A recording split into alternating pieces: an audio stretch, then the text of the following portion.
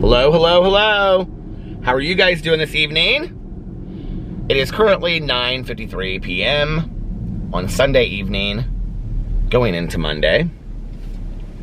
And it is currently 39 degrees outside, which is much warmer than it's been. It's like 20 degrees warmer than it's been this last week. It's been like 17, 18, 19. I think earlier in the week we actually even got down to like the single digits, like 7 degrees, and I think it was one night. We were going to brunch today and Alex looked at the temperature and it said 41 degrees, and he said, it can't possibly be 41 degrees. And I said, that's what it says. It did feel warmer outside today too. So got up today and, well, last night,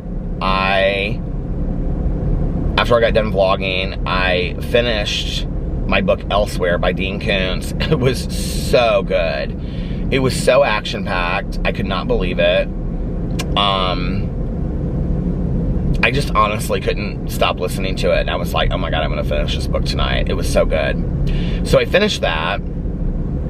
And then somebody on Twitter recommended this book to me, and it's called Murder is Binding. It's the first one, and it's by Lorna Barrett is the author's name. I think last night I said Loretta or something, Lorena Barrett, which reminds me of, what was that woman's name? Lorena Bobbitt, was that her name? But no, this is Lorna Barrett, and the first book in the series is called Murder is Binding.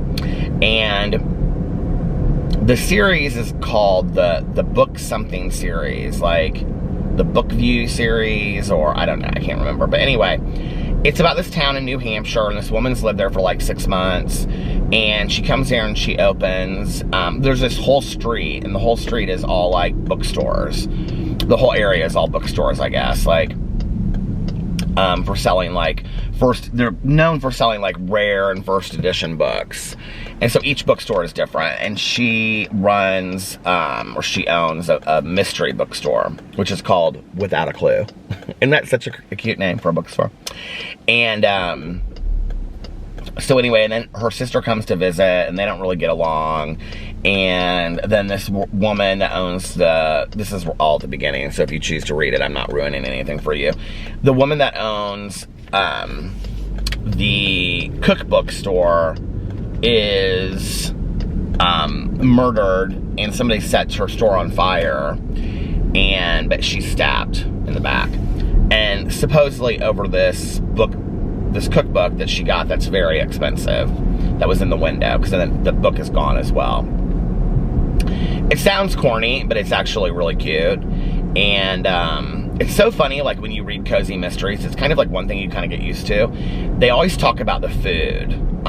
She goes on this date with this guy, and he's like, he says something about oh shoot, what's it called? I don't eat it. The clam chowder or oyster chowder or something like that, and the sourdough biscuits. And she's like excited to go have these sourdough biscuits, and then her sister makes her like this homemade soup in this crock pot, and she brings over baguettes of bread that are coming. I mean, they always talk a lot about food, which I love, which, by the way, I'm going to talk about this in just a second, because I outlined an entire cozy mystery last night. This is the second one that I've outlined, but this one, I think, if I write a cozy mystery, I think this is the one that I'm going to go with. So, and I'll talk about that in a second. But, so anyway, I stayed up way too late listening to those books. I'm about an hour and a half into the new one. It's really good, though. I was kind of surprised that I really liked it so much. I was thinking to myself today, I was listening to it a little bit today, driving around, and I thought, like, I really like this. Like, I could see myself getting into this series, and I didn't think I would. I thought I would think it was kind of cheesy, but it's not. It's really good. So,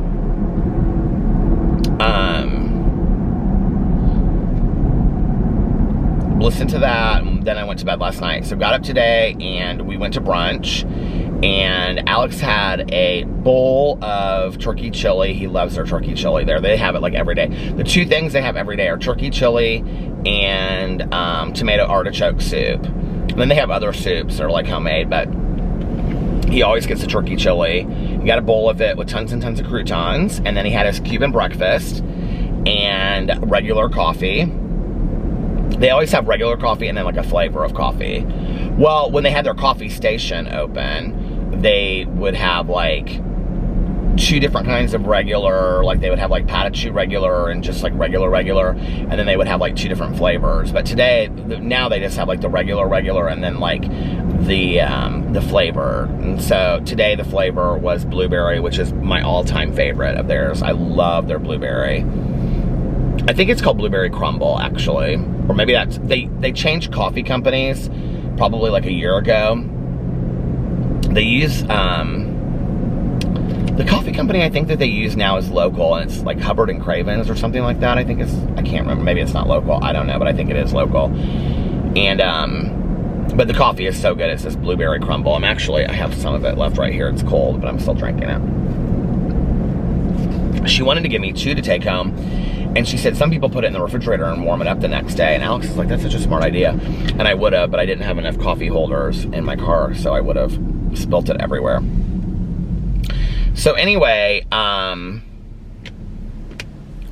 then I had the gluten-free waffle, and I had crispy potatoes, and I had a fruit cup that had, it's so funny because I was just talking to Tanya about, she was eating vanilla ice cream with chocolate syrup and bananas on it. And I was like, that sounds really good minus the bananas. And she's like, you don't like bananas and stuff? And I said, I like bananas by themselves, and I like banana bread, but I don't like a banana split. I don't like bananas like in my ice cream, and I don't like bananas Fosters and stuff like that. Like, I don't like that stuff. I don't know why, but I just don't.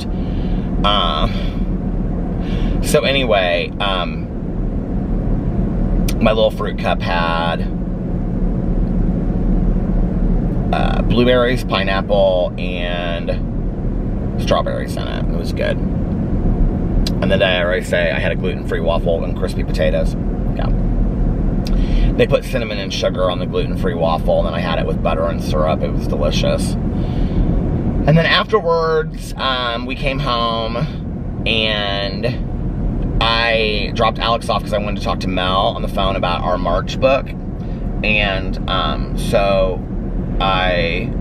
he fed the dogs, and I called her because we were going to do this like experience thing today that Sarah, Alex's best friend, actually bought us for Christmas. We just found out about it a couple weeks ago because she just stopped by, like, I think it was like 2 weeks ago, and brought us our present. She bought us each like 3 pairs of those. They're really nice socks. Bomba, I think they're called Bomba socks. I wore a pair of them last night. But anyway, she bought us each 3 pairs of those socks. They're really pretty too. Like, she got me 2 short pairs, and then like, well, she got like one that's kind of short, like ankle sock, and then another one that's like real short, you know, for like the no-see socks. And then she got me one that's like long socks, and they're really pretty. They're like army gray and like navy blue, and they have like an orange stripe on them. But anyway, she got us this experience that she had actually done before. I didn't know that, but it was to go to this place called Indianapolis Salt Caves. And I have to tell you, I was kind of nervous before. I said to Alex last night, I was like, yeah, I don't know how I feel about this thing. I'm not really sure I want to do it. And he was like, why don't you want to do it? And I said, I'm just nervous about it. Like, I don't,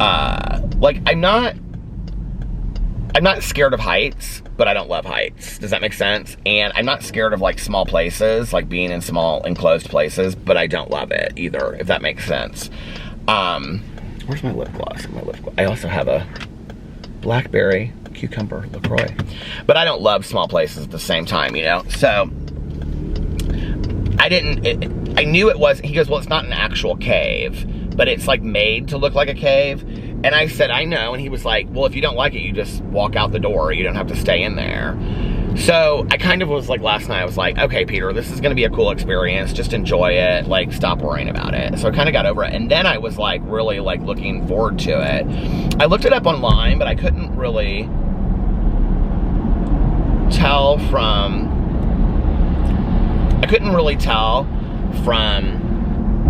how it looked online what it was really like. And so I didn't really know what to expect.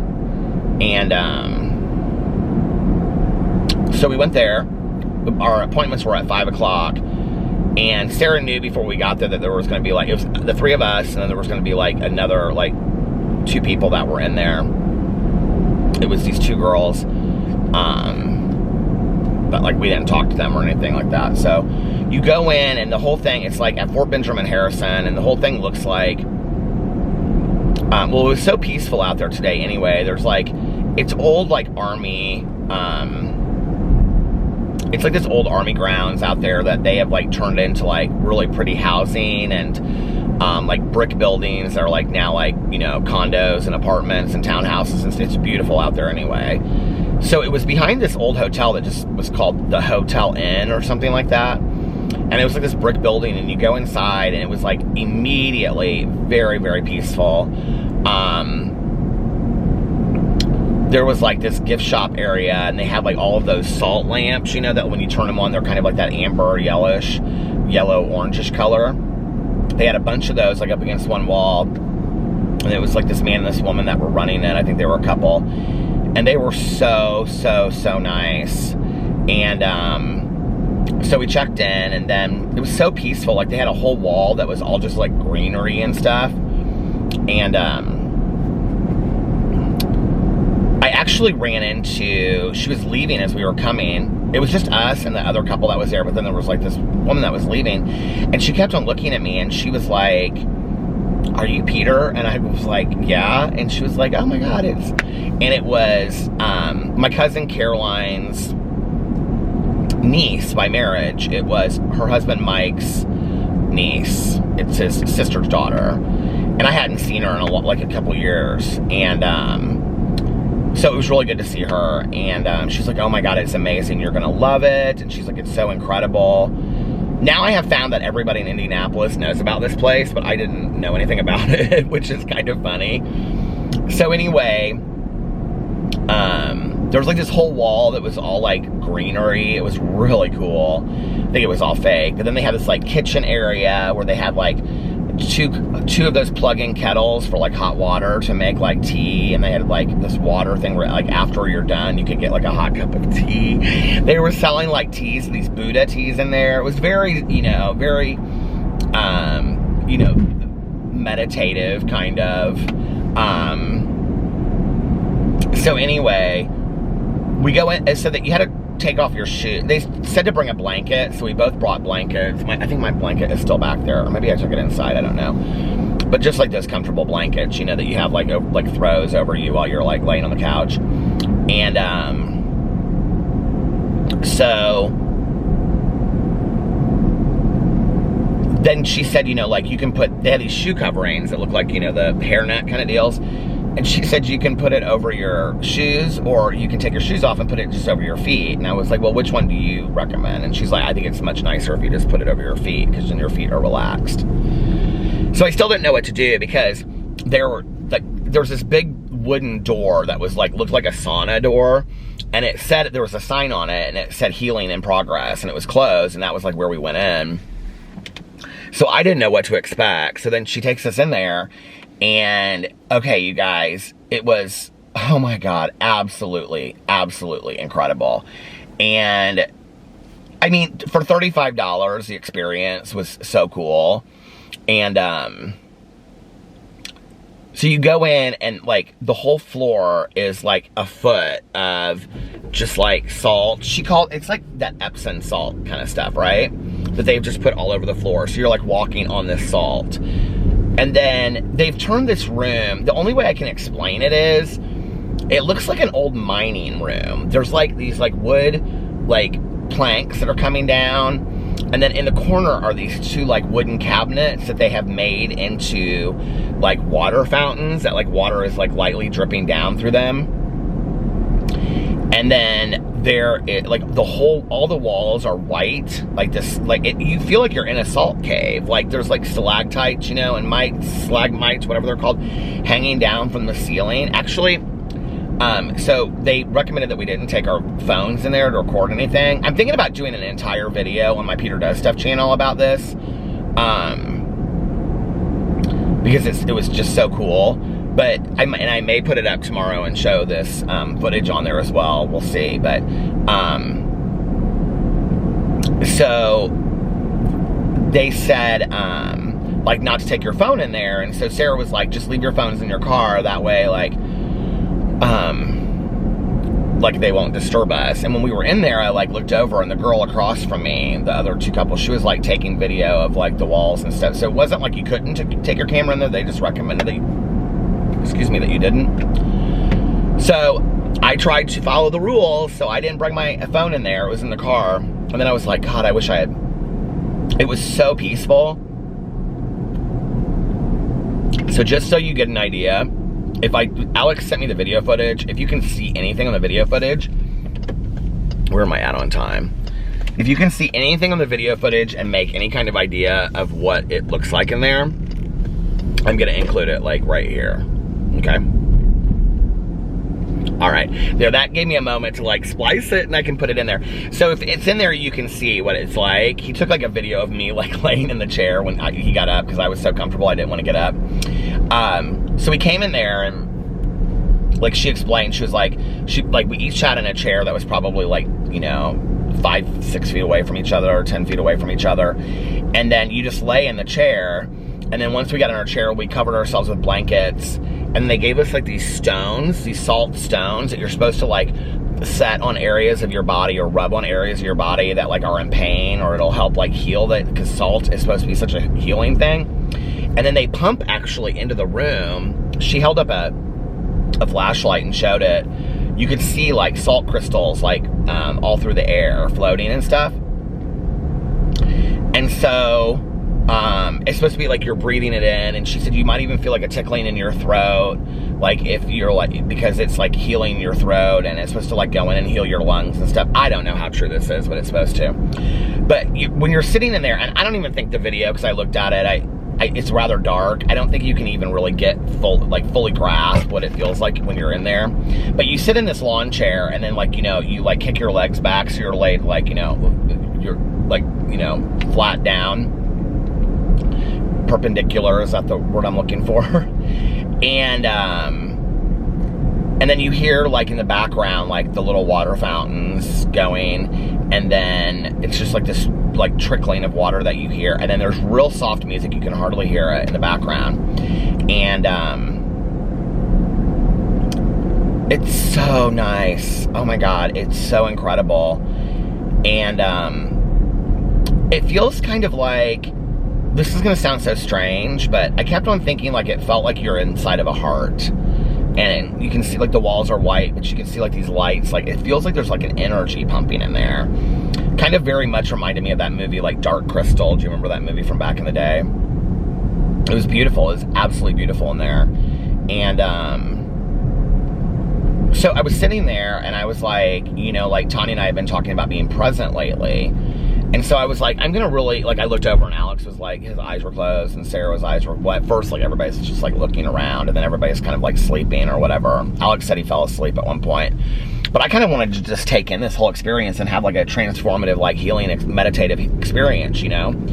So I was sitting there, and I was like, okay, I know this is gonna sound corny, but I was like, it's February 21st, 2021, and I'm in Indianapolis, Indiana, and I'm at, you know, the Indianapolis Salt Caves with, you know, Alex and Sarah and Alex, and then I like did all these things to kind of practice being present.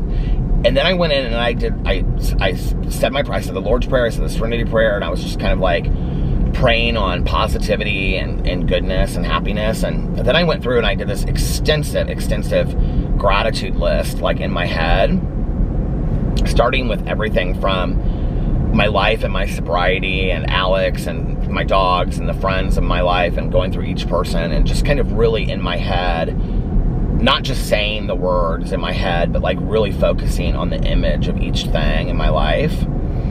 And then I went in, and I don't know where this came from, but I went into this whole thing about points of love, and I was like, I know this is gonna sound so corny to some people out there, but it was so healing for me. I don't even know what it was. The other thing was, I decided today that, like, I knew if I was gonna film videos, I would be in a rush, so I was just like, I'm not filming videos today. I'm just gonna be with my husband and Sarah, and I'm just gonna enjoy the whole process, and I'm gonna listen to my audiobook afterwards and relax and take a nap. And so I think like going into today, knowing that I was like taking a day from making videos, because once I start them, like I love making videos so much, but I just feel like, okay, I want to do this and I want to do that and I want to make this video and I want to make that video, and then I'm very, very rushed, you know, often. So I was like, I'm not gonna rush, I'm just gonna enjoy the process and be present. So I was laying there and I started doing this thing where it was like, breathe in love, exhale love, breathe in love, exhale love. And I was thinking about like everything in my life, from my husband to, you know, my dogs, to Tanya, to Sarah, to, you know, I just went through everything, like to everybody that says such nice things to me. Like, last night when I was in my car, I don't know if this was before or after I was vlogging, but like people were just tweeting me the kindest, nicest things on Twitter last night. And in the last 24 hours, I don't know what it is, but I've just gotten like the most amazing comments from people, or the messages from people that are just so nice. Like, you know, and a lot of them are like, I just started watching your videos lately. I think you're so funny. You've really brought me a lot of enjoyment, to people sharing personal experiences in their life. And so I was kind of like taking all of that in, and, you know, just like all of this that comes from a point of love from people, you know, and then I was like taking it in and exhaling it. And I was like really thinking about all of the love that I have in my life, and that I experience, and that I'm connected to, and that I really, you know, want to live from a point of love and compassion, and, you know, being a point of love, you know,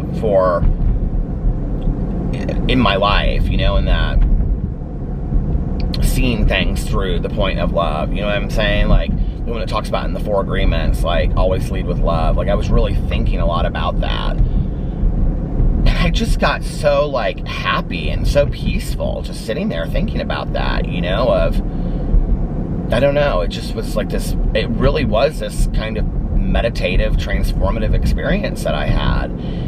And, you know, and I was thinking about like,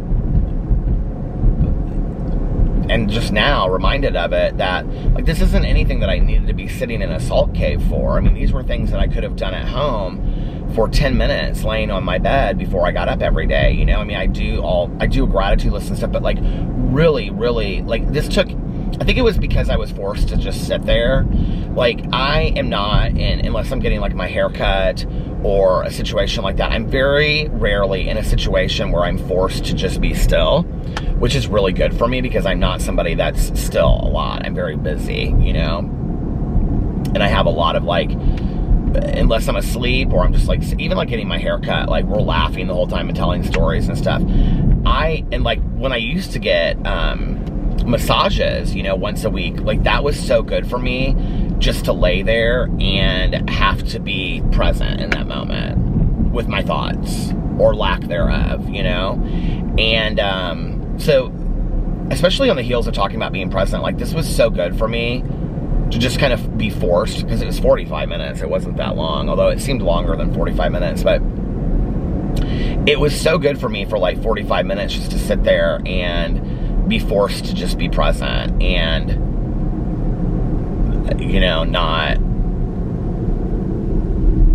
I mean, I think the only time I turned to Alex, I turned to him, I said, do you have your phone? Because I wanted a video of that. And that was like the only time he was like, no. But afterwards he went and got his phone, because I think they have like little lockers there that you can put your stuff in. So anyway, yeah, it was great. It was really, really enjoyable experience. And I bought this homemade hand soap that's unbelievable.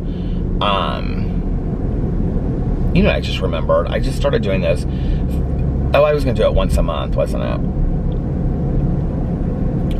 Did I do February? Well, February's not up yet, is it? I was gonna say, do my favorites for the month, because this would definitely be one of my favorites. I can still kind of smell it.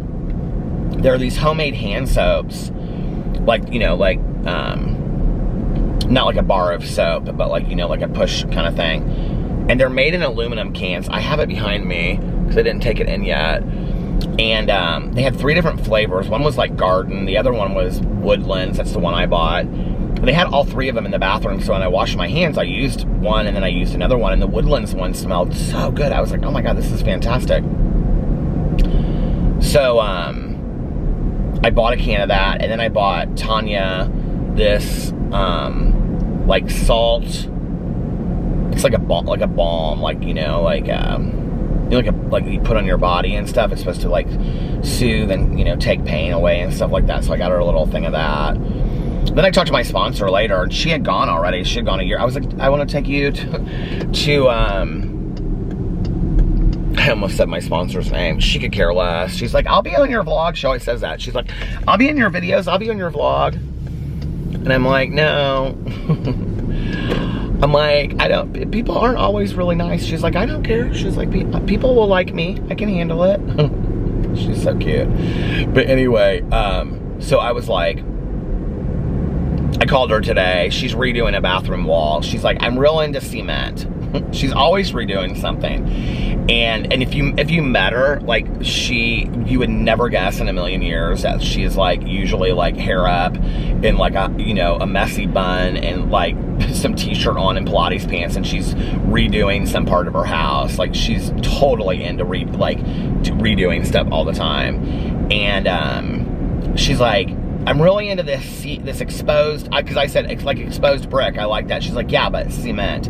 She's like, I really like this like cement wall. She's like, I'm doing a wall in my bathroom. She's like, I'm at Home Depot right now. I'm buying all this stuff. She's like, I watched a YouTube video on how to do it. I said, okay. It was funny because she was working on her refrigerator when I talked to her, like, God, I don't know, 3 or 4 days ago. She's like, yeah, she's like, I'm doing this whole refrigerator. I'm fixing it myself. It's broken. And I said, well, what's broken about it? And she was really mad. She was like, I don't know what it was, tubes or something that were broken in this refrigerator. So she's like, well, I'm just going to fix it myself. I'm not going to have somebody come out here and do it. So she, of course, was like watching a YouTube video or something about it. So then I was talking to Tanya, and Tanya said, did she tell you she got a new refrigerator? And I said, no, what happened? And Shani started laughing. She said, well, she apparently screwed up her refrigerator. So when I was talking to her tonight, I was like, I heard you got a new refrigerator. I said, Tanya told me you got a new refrigerator. And she said, oh my God, that was such a mess. She goes, I don't know why I thought I could fix that myself. She was like, that was such a mess. And she was like, yeah. She was like, I kept on going to the gas station to buy ice to keep my food in a cooler. And the lady at the gas station said, why don't you just keep your food out back? And she said, listen, lady. She goes, I got coyotes and all kinds of critters back there that'll eat my food. She's got little small dogs, and she's like, all these coyotes out here are trying to get my little dogs and stuff. So she's like, I'm not keeping my food out there from the coyotes to come and eat it. And so anyway, she finally bought a new refrigerator. I was like, did you get one? She's like, then she goes in this whole thing about, well, I wanted an LG, and I wanted this one that did this and did that. But then when I went in there and I looked, she's like, I wanted the whole suite. And I was like, what's a suite? And she's like, a suite? No, you know what a suite is? A kitchen suite. And I go, what's a kitchen suite? She goes, it's the stove, the onion. She goes, it's the refrigerator, the stove, the oven, everything. She's like, the microwave. She's like, it all matches. She's like, but then I went in there and I wanted everything. And she was like, that was like $4,000 or $5,000, and I wasn't paying that. So I just got the refrigerator. And I was like, oh, but you like your refrigerator? She's like, I love my new refrigerator. She's like, but then they brought it out here, my refrigerator was too big. And she's like, so I had to go buy a circle saw. This is how she knows how to do everything. I'm like, I would never in a million years know how to do this kind of stuff. She goes, then I had to go back and I had to buy a circle saw because it broke part of her, or like where it fits, it's like there's a piece of wood that comes out or something in front of it or below it or something. So she had to take a circle saw and she had to cut this part of the wood out. And then, I don't even know what a circle saw is. And then she's like, I had to sand it off and repaint it. But she's like, now it looks perfect. She's like, it's absolute perfection. She's like, you wouldn't even know. And I was like, oh my God, how do you know how to do all? She's always doing something. This is how the whole conversation started today. I said, what are you doing? She goes, well, I got bored and I decided I was going to redo my bathroom wall in the cement. She's so hilarious.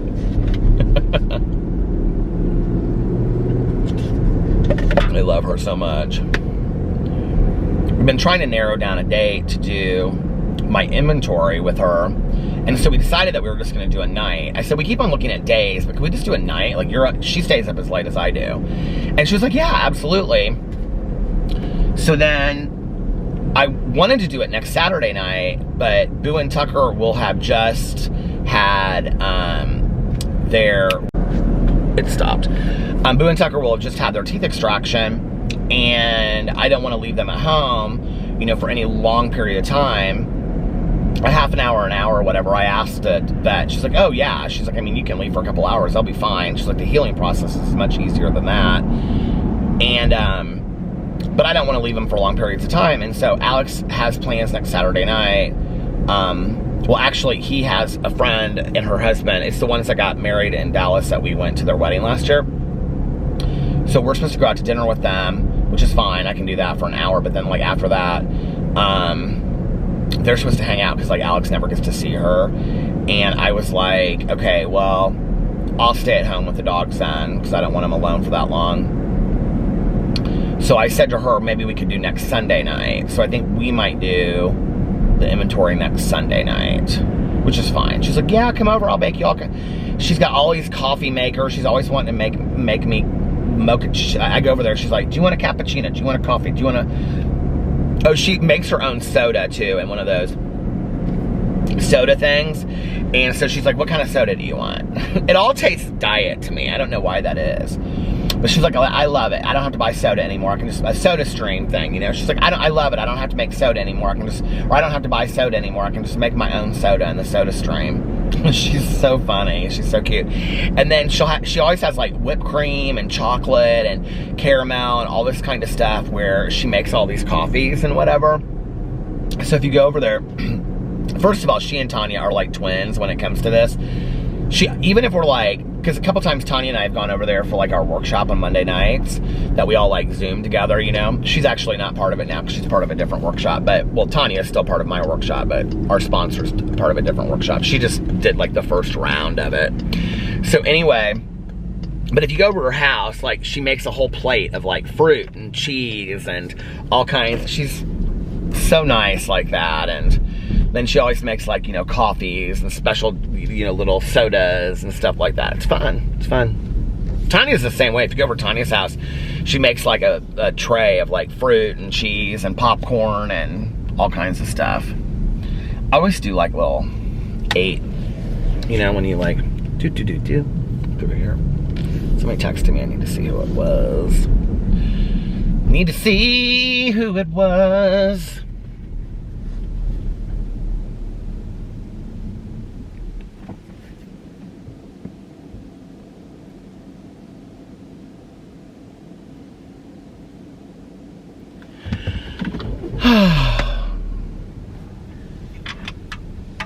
What's shaking, bacon? So, that's my sponsor. I decided that I was going to, well, I've been kind of toying with the idea. You guys, my writing has gotten so bad. I will have like several days in a row where I write, and I've really been focusing on this memoir that I've been working on. And then I'll have several days where I don't do anything whatsoever, you know? And, or a week or two that I don't do anything. My writing has totally slacked off. I'm gonna read some comments. So, listening to this new book, I don't know what it was. So I had outlined this cozy mystery like a month ago. I talked about it on here. This whole idea for this cozy mystery that I had. But it's very... it's hard to listen to these books and not have them kind of like feed into your creativity a little bit. And like, I realized like it was very similar to some other, like it was like very, not like identical. I mean, I'm not that unoriginal, but in some ways it was similar to the Janet DeLeon books. And I was like, whatever I do, whatever world I build or create, or design in this, like, because I want to make it a series if I'm going to do it. I don't want to just do one book, you know? Like, it has to be very, very original. So I came up with this whole idea, and, hold on a second. So this is, I outlined this whole thing last night, and, it's going to take place in Michigan, and it's going to be this small town on Lake Michigan. I'm not gonna tell you everything about it, but the small town on Lake Michigan, and that area of Lake Michigan is specifically known for having had a lot of shipwrecks in the past. I don't know if you guys know this, but Lake Michigan has had quite a few shipwrecks. And you know what is really driving me crazy is when I was a little kid, I bought this book. It was this big red book, and it was called like Shipwrecks of Michigan or something like that. Hold on a second.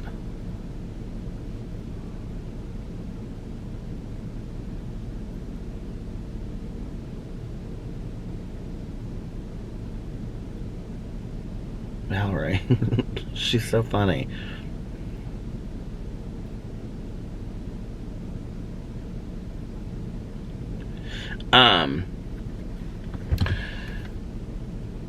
So I had this book that I got when I was a little kid, and it was like this big red book.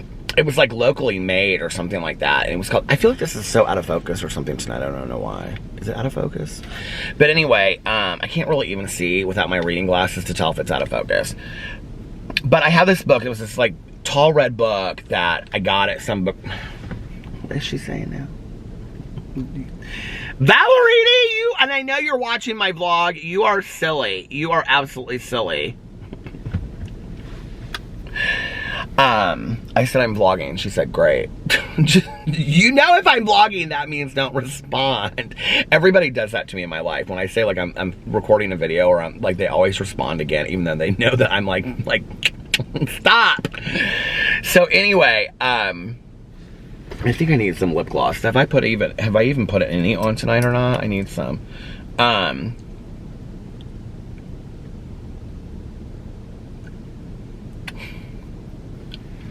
I don't know why, but there's some commercial, and I don't know what the words are that they say, but I have it stuck in my head, and it's that, like, put it in, put it in. I don't know why I have it stuck in my head. I must have seen the commercial or something. I feel like it's an old school commercial. But anyway, do you guys know what I'm talking about? I don't think those are the words. So family friendly, I don't think those are the words. Do you guys know what I'm talking about? It's like, da-da-da, I can't remember what the words are, but anyway. So, I have this old book, and it was like this red book. It was like a local book that somebody had made, and it was all these like illustrations, and each page was a different shipwreck, and it would tell you what it was and what it was carrying and all this kind of stuff. I was obsessed with it. Oh, I know why. Because in Saugatuck, Michigan, where my dad kept his boat, in the marina where we kept our boat, there was this huge boat there. It was called like, I can't remember the Kiawatan or something like that. I honestly, if I just said what that, I've talked about it on here before, but there's no way I would remember that. If I just guessed what the boat was called, you used to be able to go in there as a kid. Like, it was all redone, and so you could like walk in and walk out. It always reminded me of the Titanic. It was really weird. But anyway, they had it kind of like there, just like it was, like they had brought it in and then just like put it in the mud, and so it was just like sitting there. I think it was called the Kiawatan. I don't know why.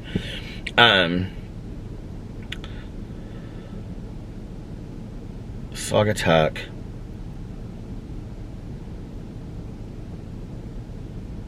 Sunken ship.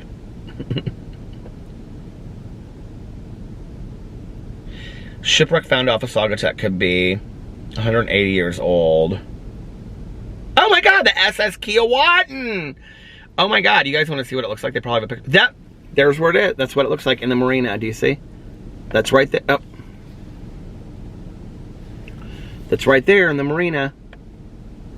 And we would run through there as kids. Not crazy? Oh, you can't really see it, but anyway. So, but my book, let me see how much I want to tell you. So it's in a small town that's on Lake Michigan. And, you know, all of these cozy mysteries kind of have the same storyline. But anyway, she's from this town, and the main woman, and she has to move back there for a specific reason. And she has like a 15-year-old son. And so she and her son move back there. He doesn't want to be there. And her grandma owns like the hotel and also like this real estate agency that like, you can do like rent, like nobody in that area uses like Airbnb and stuff. They all go through this rental company that the grandma owns. She's owned it for like years and years and years. And so like all these little houses and bungalows she owns. And so she comes back to work for her grandma, and then grandma puts her and her son like up in one of these little bungalow houses that's real cute by the lake and stuff. And I'm just kind of like reading this so you guys can be like my my reading group, my base group, and you guys tell me if you think this is a good idea or not. So anyway, and her mom and her do not get along very well. And her mom's like, her dad died when she was like in high school, and her mom's on her third marriage. And her mom is very much like, kind of like, do you remember, was it Sally Field that played Hilary Swank's mother in $1 Million Winner or whatever that movie was about the boxer? Was that Sally Field? Kind of that, or no. I think it was Sally Field in the movie, where, what's that movie called? Where the Heart Is. Do you remember that? Where she kind of comes in and she's just about the money and whatever. Like, her mom's very kind of like that. Like, just not like present. Just not present, you know? And grandma's really plays more of that role, but grandma's kind of like very different and eccentric and, you know, like, crazy acting. And there's rumors that her grandma is like a witch, because she does like psychic readings and stuff as well on the side. And her grandma is part of the women's league that has been in this town for hundreds of years, which is led by two old women, Vivian and Jane. And so her grandma and Vivian and Jane are like the main women that run this women's league that has been like established through all these years. And people supposedly think that they're kind of like because they're all like, they do like all into the psychic stuff and whatever. And so you never really know like what grandma's doing and whatever. So anyway, there's that. She comes to work to be the manager of the hotel and this rental company. And, okay. I'm halfway through my notes. Her sister in town, so she has like a twin sister, and her sister is the sheriff of the town. And then there's also, she like the first day that she's there, she meets this guy that has moved there like 2 months before and lives in one of these little bungalow houses. And he's actually a mystery writer, and he's writing a book that takes place in that town. And the woman that was the office manager before is leaving because she's getting married. So she's the one training this woman, and they become like real close friends. And then her son's like very kind of like anti-establishment, you know, this kind of stuff, kind of like the, you know, like the mysterious one, like in high school, you know, and he doesn't want to be there. He didn't want to like leave where they lived before, and he's really bitter and a lot over the reason why they left. And so he like kind of takes off at night, and there's gonna be a lot to do with like the shipwrecks and kind of like the mysteries around these shipwrecks that supposedly all kind of like crashed in this one area. And so she is sitting out on her front porch, like on the second or third night that she's there. She's just like sitting out there with her dog, and she's having a cup of coffee, and it's like 10 o'clock at night, and they're like close to the beach, and she hears this like gunshot go off, and that's the beginning of the mystery, of which her son and the mystery writer and one other person are like the main suspects. And that's book one. Don't you think that's good? And I actually have 2 working titles for it. And I've looked them both up, and neither one of them has been taken before, which is interesting. So anyway, what do you think about that? Do you like that idea? Suggestions for the main character's name? I have a couple ideas, but I'm not sure yet. Would you read it? I think it sounds good. There will, of course, be other characters that she brings into.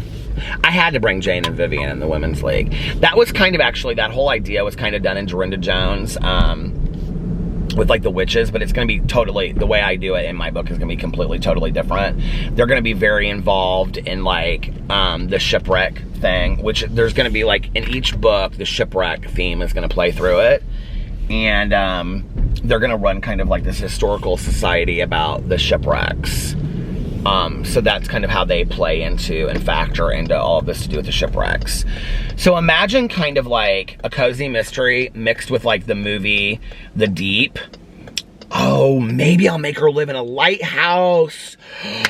Oh my God, an abandoned lighthouse. That would be so cool if she, like, her grandma rented out. She has, like, the perfect bungalow for her, and they move into this abandoned lighthouse. It's, like, always leaking and stuff like that. It's like a money pit. That would be so great. Oh my God, that's what I'm gonna do. So anyway, and then I could call it the Lighthouse Murder Books. That is such a great idea. Okay, that's what I'm gonna call them. So anyway, that's gonna be my cozy mystery, and I gotta outline the whole thing. I'm coming up, like, in my head. A lot of, like, driving around at night. I can't listen to an audiobook or anything when I do this. I have to, what is that long thing that just is, like, out of the ground? That's weird. It's like a siren, like a space siren or whatever you call those things. I can't, like, listen to something else like music or an audiobook, so, like, while I'm thinking about this, so I've had to, like, drive in silence. Well, the last 2 days. And think about it. So I really want to focus on the mystery because I've never written a mystery before. I've never written anything close to a mystery before. And, you know, in writing a mystery, you have to, like, start it on page 1, if that makes, I mean, you have to know what you're going to do. And I read so many great mystery writers, and I'm just so in awe of their talent, because even the cheesiest mystery is hard to pull off in a book, you know? You kind of, before you even start the book, have to know, like, who your suspects are going to be and what, I mean, and I said who it was, but it may change, you know? And what the mystery is going to be and how it's going to happen. I have it all figured out in my head, like, who the victim is and who gets killed. I already know all that. I just don't know the reason or the motive for it, and I have to figure that out.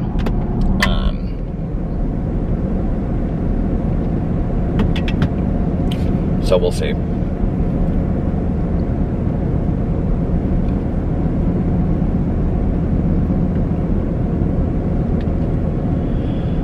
Dun, dun, dun, dun. I think I may have just come up with, oh, don't do this to me tonight, dear camera. Hold on a second. Okay, I'm back. I literally have to turn off my camera and start it again, because like, if I stop it, it'll just go back and do it again. It's starting to rain a little bit.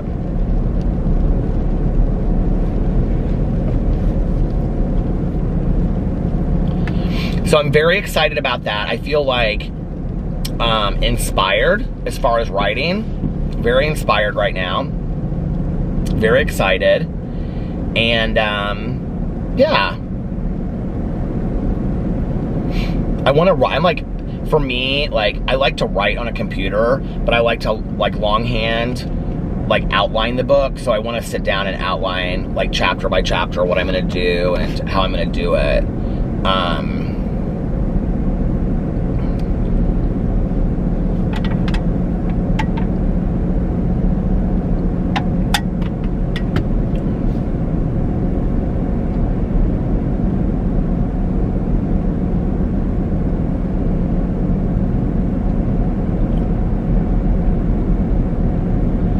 Very excited. Oh, it's just, like, forming in my head. I love that when, like, an idea forms in your head. I'm like, I think I have it figured out. I think I have it figured out.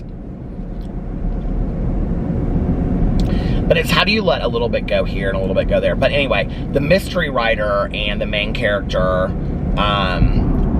you know how, like, if you read cozy mysteries, you'll know this. It's always, like, the police officer, or the one I'm reading right now actually is really good. But it's, like, I think the love interest is going to be a selectman. Is that what we call them on the East Coast? Like a county, what do you call it? Like, not a congressman, but like a county, you know, I don't know what they're called. But anyway, chairperson or something like that. You know what I'm talking about. Like local mayor kind of deal. I think that's who the love interest is in the book that I'm reading now. I'm almost positive. He, like, dresses all up for them to go to lunch, and she's like, oh, you're dressed to the nines for me? She goes, for my benefit? And he said, no, unfortunately, I have to go to a speaking engagement later. He goes, but maybe on another date. And she goes, oh, another date. We're having another date. And this is why I love these books. They're so cheesy, right? My book will be less cheese. The main character is kind of sarcastic and witty and not real happy with her circumstances. Let's just say that. And so anyway, and neither should she be. The other thing is that most of them always, like, are like, they were just like, betrayed by some man or they got divorced or whatever. That's not going to be the case with mine. It's going to be a different storyline. Because I want to make it different enough that, you know, that it's not like the same as every other cozy mystery. I want to, you know, I want to create an entirely different world. A world that I can get excited about living in and, you know, writing about and stuff. So it's going to be like this. Imagine like Twin Peaks meets The Deep. If you ever saw the movie The Deep by Peter Benchley that takes, you know, place, that's where the whole lighthouse idea came from, meets like a cozy mystery, but like between a cozy mystery and a regular mystery, but it would be a series. Because like I love Janet DeLeon's books, but to be quite frank with you, they're a little bit better than most cozy mysteries. I mean, like the writing, the characterization, the dialogue of her books is just fantastic. And it to me is better. I mean, they're cheesy, but it's better to me than just like a normal, like some of the cozy mysteries I read are literally like, that I've started and I haven't finished, or kind of like, did you write this in one afternoon? Because they're really that bad.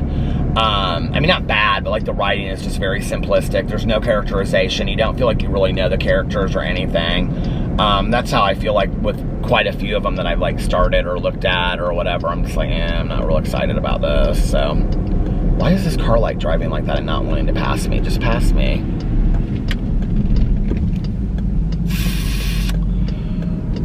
So I'm really excited about that.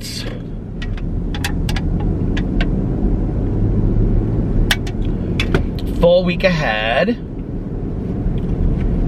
I'm gonna make videos. I'm gonna try to make videos on like all of my channels several days this week.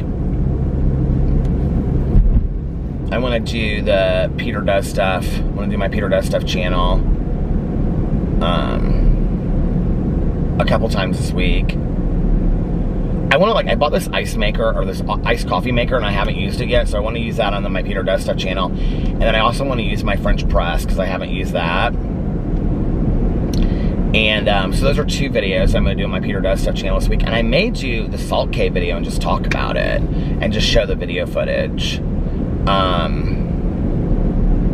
my God, that bird just flew so close to my car. That was so weird.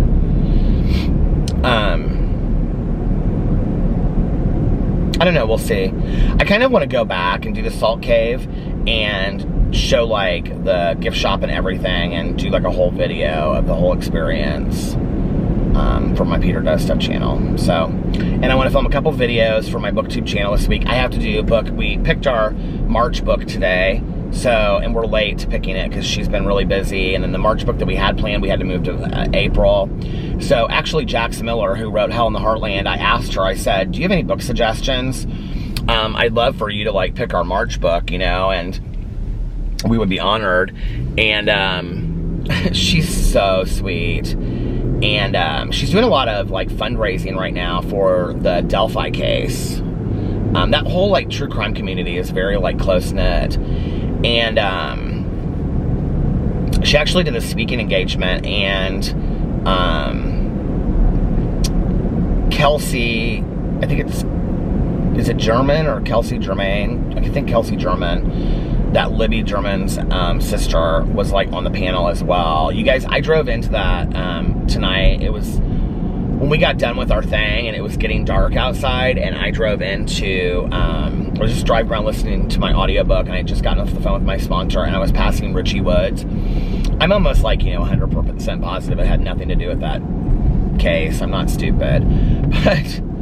But it was weird, that there was like similarities between it, and then like people had mentioned something about it in the comment section. So I drove in there tonight.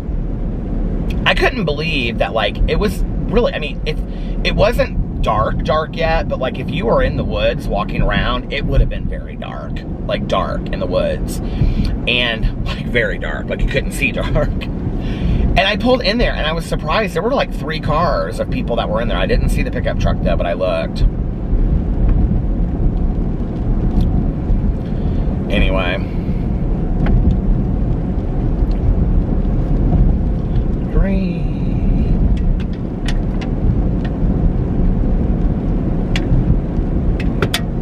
What was I going to say? I was going to say something else. I know I don't remember. Oh, so I asked her to, well, I can talk about it on here because Mel's going to put it on the Facebook and the Goodreads, and then I'm going to do the video tomorrow announcing the book. But the book that we're going to read is called, well, she mentioned 2 books. The first book that she picked was the book that Jax Miller picked, was the book that we're going to do for March. The second book we had already read, and it was the one about that Osage County in the beginning of the FBI. Which I didn't love that book, but I didn't hate it. I thought it was really interesting in parts. Mel did not enjoy that book. It's very historical, but I thought it was an important and an interesting read. It's kind of how the FBI got started. Anyway, I think that's what it's called, something like the beginning of the FBI or something. But anyway, so she recommended that book, and then she recommended this book called The People Who Eat Darkness. And I think it takes place in Japan. And it's about the serial killer that lived in Japan. And it's actually a newer book, like in the last couple of years, I think. I already had it downloaded on my Audible, which I couldn't believe. And so it may be an Audible included book. I'm not positive of that, but it may be, which means you can get it for free if you have Audible, which would be great if it was, and then people could get it for free. But I think that might be why I downloaded it, but I'm not positive. But it's called The People Who Eat Darkness. The People Who Eat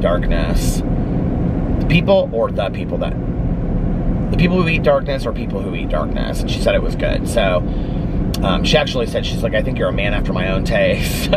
So we're reading that for March, which I'm excited about. And then I was like, do you mind if we mention that you were the one that recommended the book? She's like, oh no, it would be an honor. She's so sweet. So that's our March book. And yeah, I don't know what my March book is going to be for Peter's Book Club yet. I was kind of looking around at some things. The last 2 books I picked are rather serious books. So I'm thinking about going with something that's a little bit more lighthearted, although I don't know what that would be. I kind of want to pick a Leanne O'Yeardy book, but I know a lot of people do not love her work. Oh my god, the battery is dying. But I know a lot of people don't love her book or her work. I do. I love her stuff. I'm going to pull into this little section right here. I never come down this road to vlog. Isn't that so funny? Oh, please tell me I brought my other battery. I did, it's right here. I'll be right back. Okay, I'm back. My camera is really hot.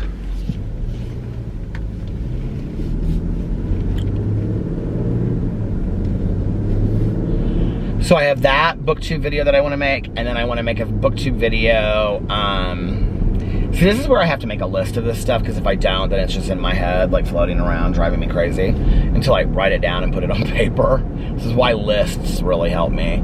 I want to do that book I want to do that booktube video where I announce the book club book for March.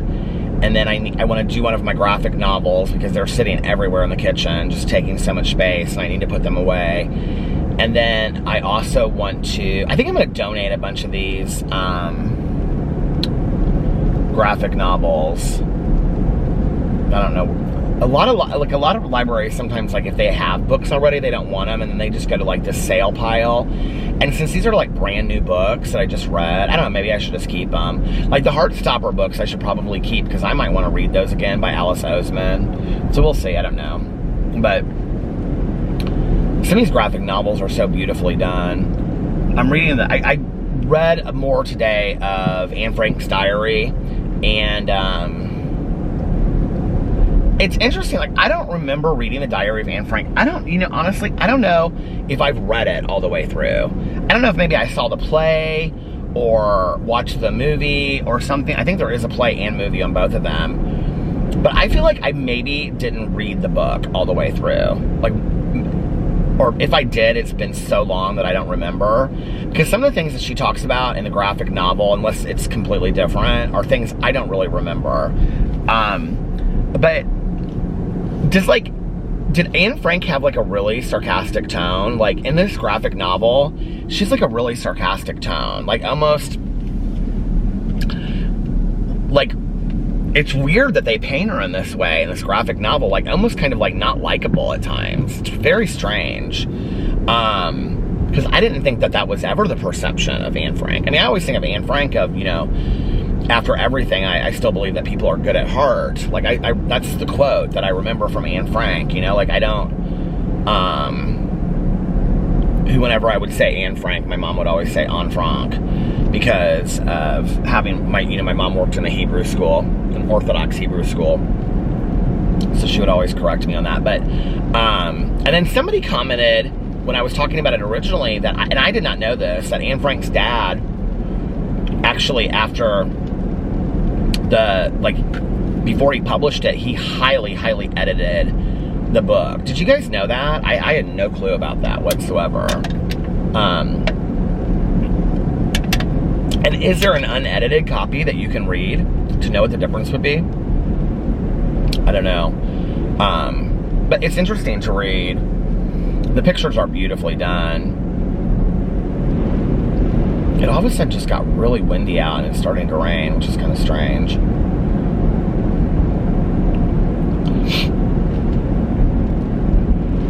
So I want to do the graphic novels book, and then I also want to do my Audible haul.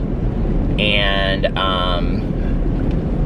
but I've got to listen to more books. Like, okay, so last month I read 16. I thought I read 17, but it was 16. And this month I've read 16, 17, 18, 19, 20, 21, 22. I've read 6 books this month, which is not great. And then I'm reading this one now, which will be my 7th book.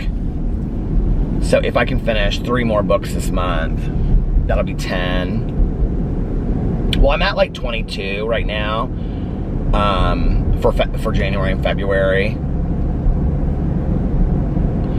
In all honesty, the reason why I want to get way ahead of this is because I would like to get to the point where I only had to read like 6 books a month. And that way I could read a lot of longer books, because, I mean, I could do it now and it's no big deal, but I still want to meet my goal of 102 books this year. And I know that people that are not readers, they're like, wow, you're not enjoying it because you're trying to only hit this goal. No, it has nothing to do with that. It has to do with like meeting your personal best. It's just like doing an playing athletics, or, you know, running a mile and wanting to beat the time on your mile. It's the same thing as, you know, it's just wanting to do your personal best, right?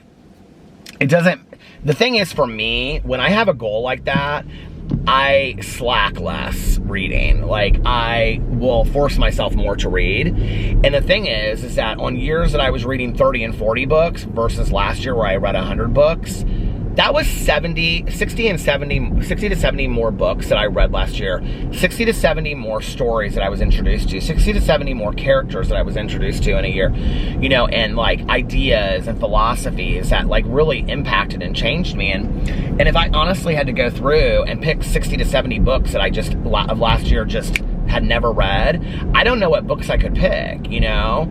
So the more books that I read in the year, the more that I'm exposed to, the more.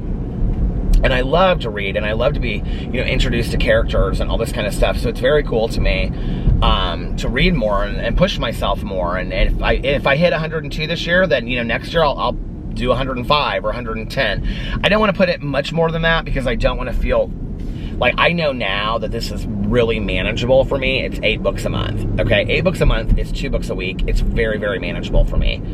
I know that. If I don't get behind.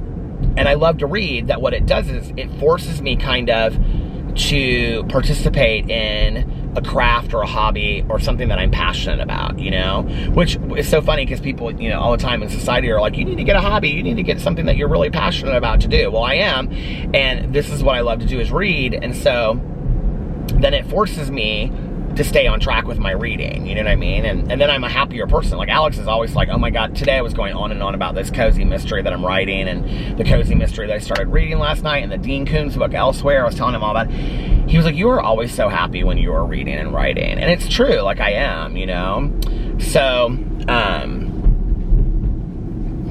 Yeah, but if I get to the point where I only have to read 6 books a month, then I can, you know, read longer books, listen to longer audiobooks that are 18 to 20 hours long, and not feel like I'm so rushed that I want to read shorter books, which I haven't been doing. This month I've been reading longer books, which I think is why it's taking me, like, most of these books are like, well, this cozy mystery that I'm listening to now is like 8 hours and 30 minutes, but the rest of them were longer.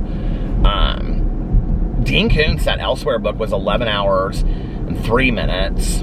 And I know that because I kept on looking at the time thing on it. And they still have the Christmas lights up over here. It's so pretty. It's so pretty. Can you see? You want to see it? Christmas lights. Anyway, they have them over here too. Christmas lights. Anyway, I read that book in 2 days. So I think I'm out of my reading slump and I'm back. That house is so cute right there. You can see it, but it's like set back there. It's so cute. Not cute, it's a big house, but it's very, very cozy looking, very cute looking. Anyway, but I'm, you know, excited about reading more books and whatever, but I've also, there's some books that I put off. I feel like I do want to finish the Harry Potter books. I was kind of indifferent to it, but I feel like I've read 4 of them. I should read the last 3 and just say I've read the series and get done with it. I really have no interest in it whatsoever, to be honest. And I quite frankly think J.K. Rowling is extremely problematic. But, I mean, I've invested hours upon hours reading those books. I feel like I should at least find out what happens and finish it. I'm just not that interested in Harry Potter. I don't know. I think you have to be maybe like younger when you're introduced to those books. Although, you know, my friend read them with her daughter and her son years ago, and every night they would read a little bit before they went to bed. They'd read for like a half an hour, and they would slowly work their way through them. And she would say that she would come out into the living room, and like after she put them to bed, she said, I would just go in there and I would read like another 100 pages because I just couldn't put them down. I had to find out what was going on. I was like, really? She's like, yeah. And my friend and his wife, that's like all they read is like fantasy building stuff. Like, they love it, like young adult stuff. And I mean, I said to him one time something about to read the Harry Potter books. He's like, years ago, like that was like the first, you know, series that I was introduced to. So I know a lot of people love that stuff.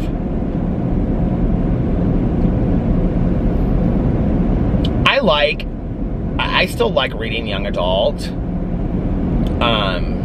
but I don't, you know, there was a period when I was writing my book that I was listening to a lot of young adult because that was what I was writing. And I don't love it as much as I used to. Like, it has to be done really well. Like, it can't be cheesy dialogue. It has to be realistic characters. It can't, like, and there's a lot of good young adult, like, mysteries that are coming out now, but they have to be done well for me. Like, they can't be, like, cheesy and corny and stupid. And unless somebody tells me, like, you have to, like, a Julie Murphy book, like, I love Julie Murphy's books. Like, she has a new book coming out about this. I think it's about this gay guy that goes to prom or something like that. I can't remember what it's called, but it's coming out soon. Julie Murphy, that wrote Dumplin', and what was the second book that she wrote? Well, she also wrote the one, Something Blue. Veronica Blue? That's not what it's called. Something Blue. I actually really liked it. Ramona Blue. I loved that book. And it was a lot about, like, bisexuality and identification and things like that. But it also was about like a family that was just down on their luck. Like, Ramona and her family, her dad were really poor. And it was really well done. I want to say it had something to do with, like, the hurricane, like Katrina, but maybe I'm wrong. But that book didn't get very good reviews, and I thought it was really, really well done. And then the second book that she did in the Willow Dean series, Dumplin', was one of Willow Dean's friends. That one I loved. Why can't I remember what? I can almost see the girl's last name. It was like Milana Chalk or something like that. But anyway, that was like one name too, like Dumplin', whatever her nickname was, that was what that book was called, and I can't remember what it was called now. But I love that book, and, you know, of course, Angie Thomas, The Hate You Give. Although, I was talking to a friend of mine about this the other day, I really had a hard time on The Come Up. I couldn't get into that book.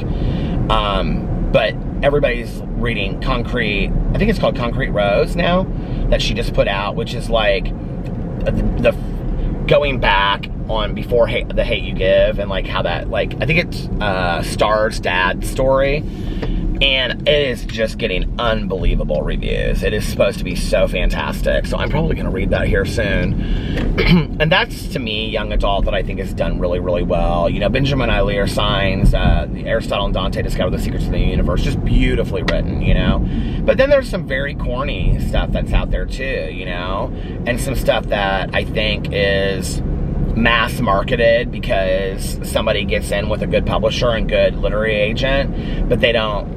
Then there's other people out there that are fantastic writers that don't get the attention that they need, you know. I will tell you this, I was surprised when I looked at Courtney Summers' book, The Project, is I think she's wrapped by an indie publisher, because she made like the top 10 list on like indie children's books or something. And I was like, is she published by an indie publisher? Which would be interesting to me if she was. But I think it would, and so is Angie Thomas, because Concrete Rose is on the same list. I think it's called Concrete. Is it Concrete Rose? I can't remember what it's called, but anyway. Concrete something. It's a beautiful cover. It's like red and like one of the characters is on the front of it. Beautifully done. The Project, the cover is gorgeous too. But I was like, are both of those by independent publishers, well, indie publishers? Because if that is the case, then that gives a lot of hope to more indie authors that they can be successful and make it too, you know, which I think is really important, that not just when you walk into Barnes & Noble, that book that has been so pushed, you know, on the New York Times bestseller list by the publishers and the literary agents and whatever is like the #1 book. Because sometimes those are not the books that I love. They just aren't. And quite frankly, people were talking about Dumplin' and The Hate You Give long before it ever ended up on any bestseller list. I heard about it from BookTuber. Jenna Clares, who I heard it from, she tweeted it out about The Hate You Give, and she was like, she said something like, I can't put this book down. And the next day I went to the bookstore and I looked at it and I was like, oh, what is this? It was on no bestseller list. It had been out for a month, I think. And I mean, it took a while for that book to get some momentum. Dumplin' was the same way. Actually, Tanya got me that book for my birthday. And, did she give me the book after I read it, though? I think she got me the book after I read it because I listened to it on Audible. It was fantastic. I loved it. I love the character of Willow Dean. That's probably one of my all-time favorite books of life. Anyway, what is that other book called? I can't remember now. Well, all right, you guys, listen, I'm going to get off here now, and I'm going to actually listen to my audiobook for a little bit and prepare for my Monday. I can't believe it's 11:06 p.m. and I already have my vlog done for the evening, and I'm going to listen to my audiobook and relax, rejuvenate, and renew myself for the week ahead, and reorganize. Anyway, just get renewed for the week ahead. And if you're watching this on Monday, which obviously you'll have to, because I'm not going to publish it.